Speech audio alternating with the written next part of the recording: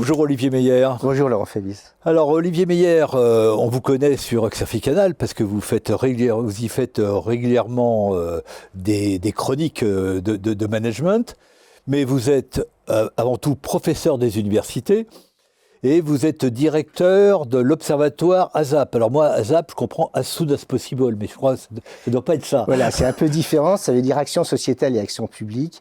Et c'est vrai que j'anime une organisation qui réunit à la fois des enseignants-chercheurs et des experts, des professionnels, des consultants, pour produire en fait un certain nombre de recherches, plutôt à impact social et sociétal, visant en fait à réfléchir sur les transformations actuelles, sur le plan du numérique, du social, du sociétal, et ce que ça peut entraîner aujourd'hui dans le cadre des organisations.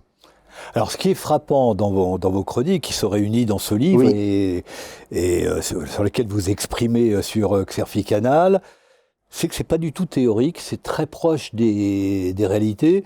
Et compte tenu de l'évolution de la recherche en management, de l'enseignement, c'est un petit peu étonnant, c'est un petit peu atypique dans le monde de l'enseignement en management. C'est vrai, c'est vrai. D'où ça vient? Voilà. Alors ça vient souvent d'une histoire personnelle, je ne vais pas vous surprendre en disant ça, qui en fait me conduit souvent par rapport à la recherche à raisonner toujours en 3 temps. Il y a un premier élément qui me tient à cœur, c'est de recourir un peu à l'intuition, au ressenti, à l'observation, que j'essaie dans un deuxième temps, pour le coup, là, de confronter aux théories, aux modèles. Et il ne faut pas du tout caricaturer cet apport. La richesse est réelle, mais je le fais dans un deuxième temps, où on trouve finalement des grilles d'analyse, des grilles de lecture tout à fait passionnantes, qu'après, je mets à l'épreuve des faits. Et là, je retourne généralement sur le terrain. J'aime échanger et interagir avec des professionnels, notamment avec des dirigeants, des entrepreneurs, pour progressivement me faire une idée.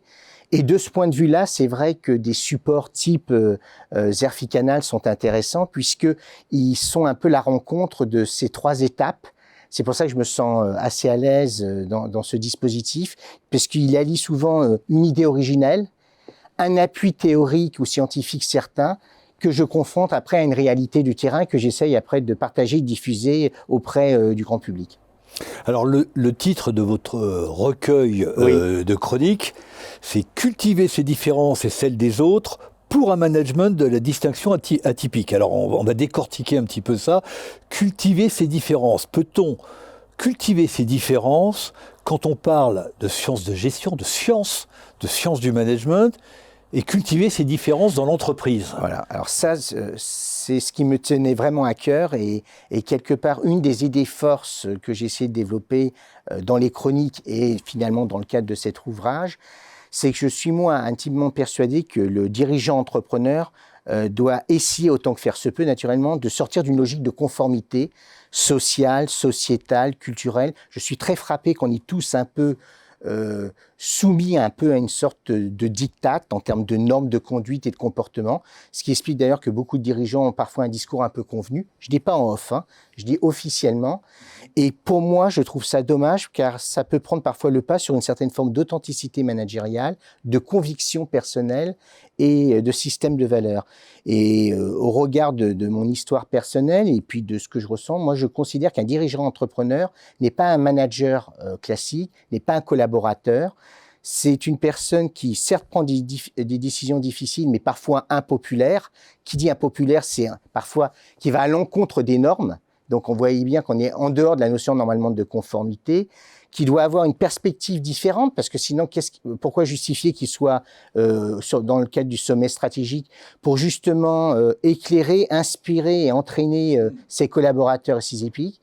Un élément d'ailleurs que je développe dans les chroniques, c'est quelqu'un aussi qui doit faire preuve d'habilité.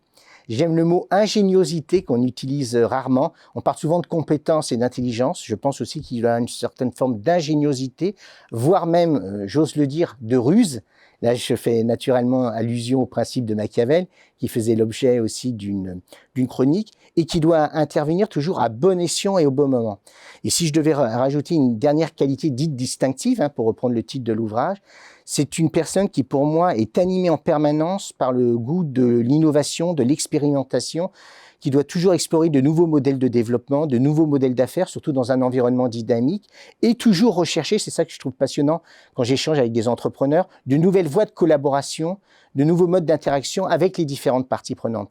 Donc ces différents éléments m'amènent à dire que la distinction est un élément clé. Et si moi, parce que je suis aussi, comme vous l'avez rappelé, professeur, je pense que ça devrait être davantage mis en valeur sur la figure de l'entrepreneur au niveau de l'éducation et de la formation. Ce n'est pas un manager classique, ce n'est pas un collaborateur, c'est une personne qui prend excessivement de risques, qui est capable de gérer des doutes et des questionnements, et souvent dans ces moments-là, il est seul. Et psychologiquement, même sa famille peut difficilement l'aider dans ces moments-là. Et je pense qu'il faut rendre hommage à ce type de figure, qu'on a trop tendance, me semble-t-il, à caricaturer. J'ai bien retenu que le dirigeant, le haut manager, doit se débrouiller, doit improviser et doit bidouiller. Merci Olivier Meyer. Merci beaucoup Laurent.